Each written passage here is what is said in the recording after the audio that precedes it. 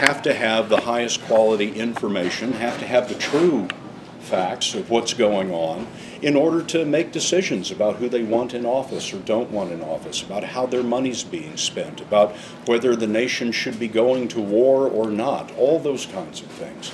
And without great journalism, all of that falls apart. Democracy falls apart. The country becomes weak. So we want you to have fire in the belly for journalism, but you've got to be good. You've got to be great at this. You owe it to the country to be great at what you're doing. We ask ourselves 3 questions here every day about every story. Is it right? Is it fair? Is it honest? Those are the standards that we have in the simplest form. And if you can answer yes to all 3 of those questions, then you got it. But you got to make sure that the work that you're doing is as accurate and fair as possible. You know, with the internet universe that all of you have grown up in, never before have more people in the world had access to so much information. And that's a great thing.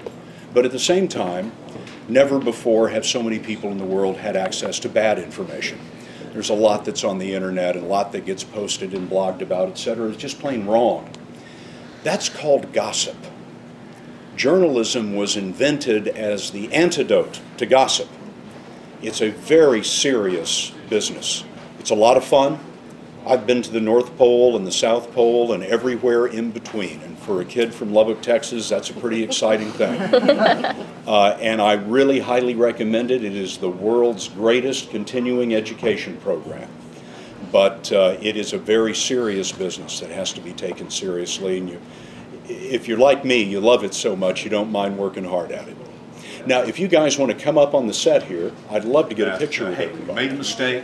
Here's the right information. Sorry about the mistake. We'll try not to let it happen again. It's an opportunity, hopefully a rare opportunity, but it's an opportunity to tell your audience we really care about the facts.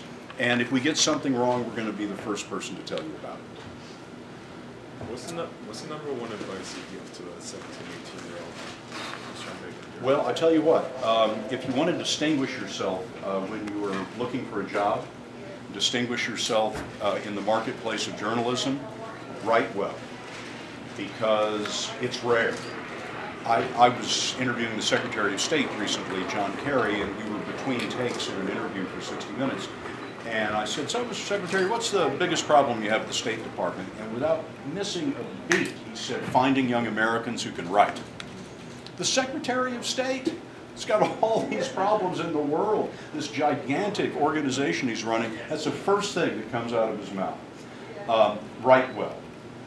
Look to copy that you admire and study it. Look at how it's written. Look at how the paragraphs are constructed. Look at how the structure of the whole piece comes together. Look at the way the characters are used and are introduced, how quotes are used. And, you know, all the best examples are right there for the picking every day. Pick up the Wall Street Journal, the New York Times, or any, you know, and find those writers that you think are really good and study them. Think about, how would I have written this story? And how could I improve this? That sort of thing. The final piece of advice about writing is, I like to say, there's no such thing as good writing. There's only good rewriting.